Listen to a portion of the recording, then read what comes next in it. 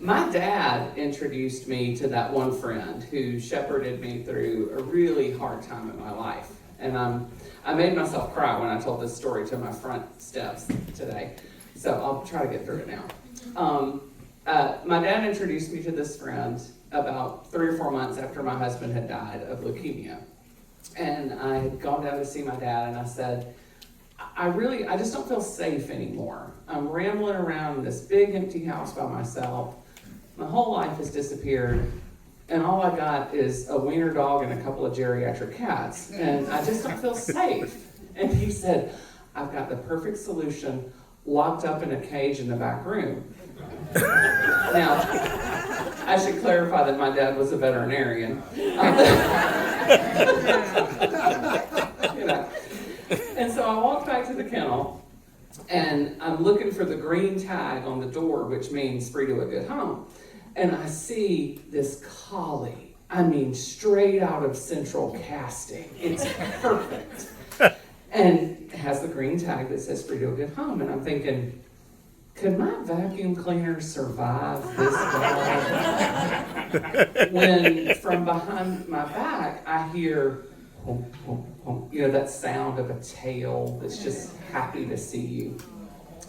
And I hear this sound that's like a dog trying to clear its throat very carefully. And it goes,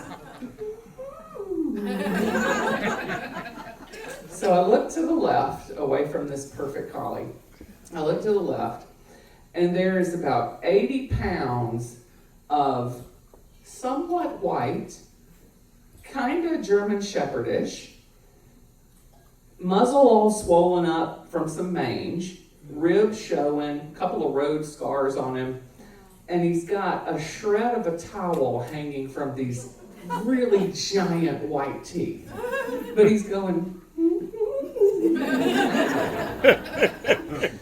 so you know what happened next. I took him home, and I named him Huckleberry Finn, because he was an orphan with a heart of gold and absolutely no manners. And I forgot to tell you, his tag on his kennel said, free to a good home, and then in parentheses, towel chewer. And like a dumbass, I skipped over the part in the parentheses. He was a chewer. He chewed towels, he chewed my kitchen cabinets, he chewed antiques, he chewed a couple of people who entered my home without announcing themselves clearly. But you know what? I felt safe. He was a great dog for that time in my life. And a side benefit that I didn't know about having a big dog is that when I let him out at night and I was standing there in the dark backyard and the loneliness started to hit me, I could sit down on the second from the bottom step and Huck would sit right in front of me, and I could throw my arms around his neck and I could cry until I didn't need to cry anymore. And he was the perfect size to give me that space. So Huck got me through some really, really sad days. And a few years later, things were better. I was pregnant with my first child. And I was worried about how Huck was going to adjust to this new family structure. So I borrowed a CD of 90 minutes of child screaming. And I played. They used to have these before, like the childbirth coach gave it to me. I played it on a loop, and he was like, whatever. And I let him smell everything, and he took naps on the big fluffy rug in the nursery, and he was cool. And when it was time to bring Viviana home, after we survived the 15 mile per hour with all the hazard lights blinking, 2 mile trip from the hospital, with me thrown across her seat, we decided to carry the baby inside and introduce her to Huck. So Huck very carefully sat down with his big scary teeth, and he sniffed her. And just as he got right up next to her swaddle, her tiny little baby foot popped out and booped him on the nose. And I had this moment of panic, like, he's gonna eat her. But instead, he made the most perfect Scooby-Doo noise. He went, hurrah?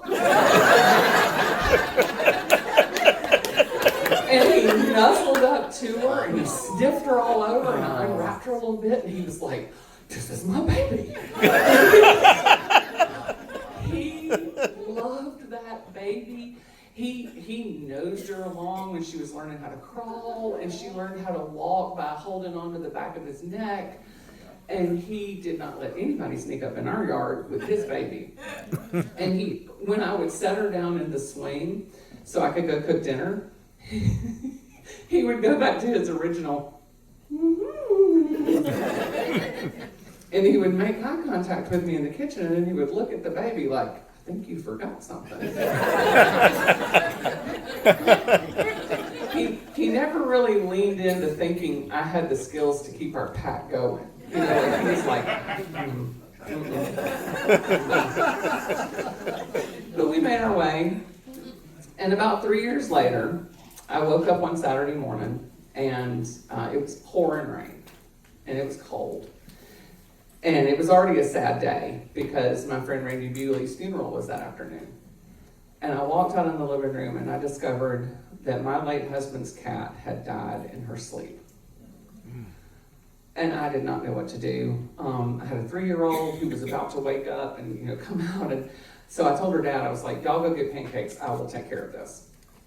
And so I got the cat, whose name was Richard Milhouse Nixon. I'm sorry, her name was Richard Milhouse Nixon. That's a different story.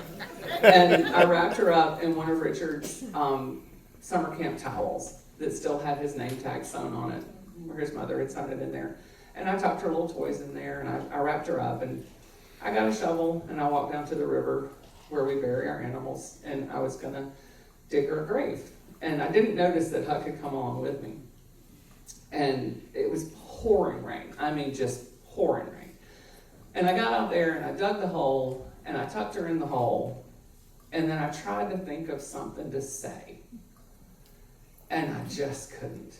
There was nothing that summed up this sense of loss and grief and the rain. And I just had nothing. And I thought, well, you know what? I'm going to let it move through me. And I sat there in the rain. And I sobbed. I mean, I wailed and I keened and I just let it all move through me. And at my back, I heard, oh.